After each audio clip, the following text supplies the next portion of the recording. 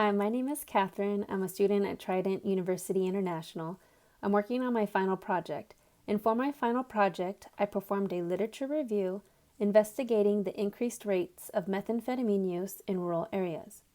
Some of the key terms that I searched were methamphetamine, substance use, treatment, prevention, psychosocial, and rural area. Some of the objectives that I hope to have obtained through this research process were what psychosocial factors drive methamphetamine use, along with any health implications that can occur from use. Additionally, I wanted to understand any treatment options that might be available, and if there was maybe an effective prevention program opportunity for serving these rural communities. So we'll start by saying what methamphetamine is. It's a man-made, extremely addictive substance. Upon use, it penetrates the brain and immediately has its intended effects. It remains within the system for up to 24 hours. Users can either smoke, snort, inject, and actually now it's offered in a pill form. According to the Maine Rural Health Center, they describe meth was first started in the West Coast and gradually moved across the nation. Unfortunately, methamphetamine affects nearly twice as many adolescents and young adults in rural areas compared to urban areas, respectively at a rate of 2.9% compared to 1.5%.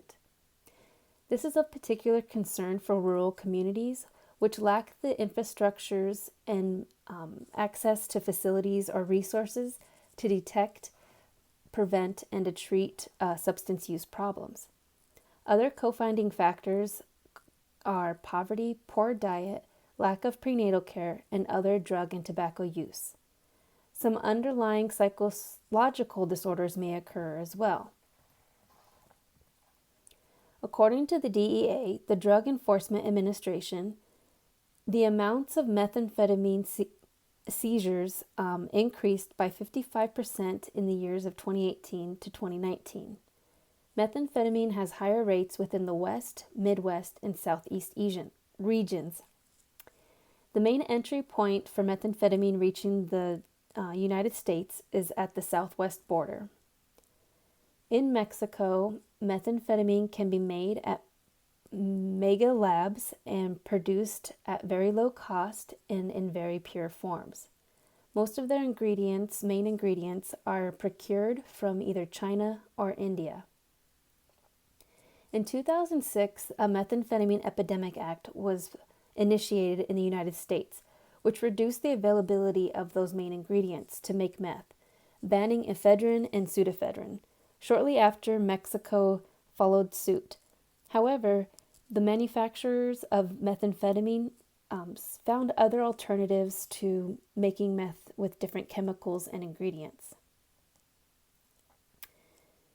Some other physical concerns that have occurred with methamphetamine use is the development of many heart conditions. Meth use can increase heart rates, it also increases the blood pressure, and it all has to do with the sympathetic nervous system reaction. Additionally, there are increasing rates of heart failure among very young users. These symptoms of health concerns can be exacerbated by polysubstance use when users use either alcohol, cocaine, or opioids. Other concerns are using methamphetamine during pregnancy.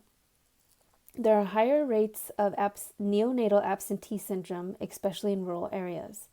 Also, according to the National Institute on Drug Abuse, some physical deformities and premature deliveries, along with low birth rates, lethargy, and heart and brain abnormalities, are seen in newborns where the mothers use methamphetamine.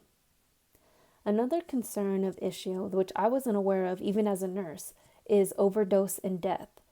I just wasn't aware that there'd be methamphetamine overdoses and deaths, and they're on the rise actually. Other devastating effects can be stigma, separation of family units, dangers to the unborn fetus, which we discussed, some financial constraints, legal concerns, lack of social services, and also poor school performance, poor memory, and judgment to make decisions.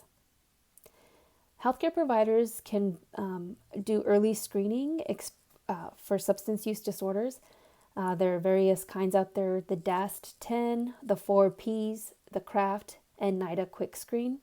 Screening at medical visits is especially important for adolescents and those who are pregnant.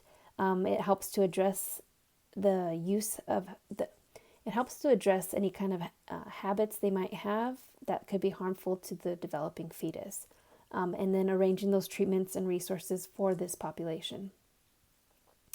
In summary, we discussed methamphetamine, its physiological harm, along with the dangers of overdose and death.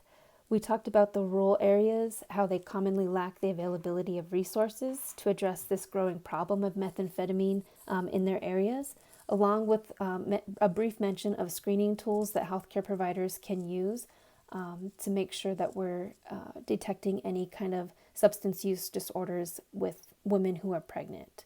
I appreciate you taking the time you spent with me today, and I hope you all have a great 4th of July. Thank you.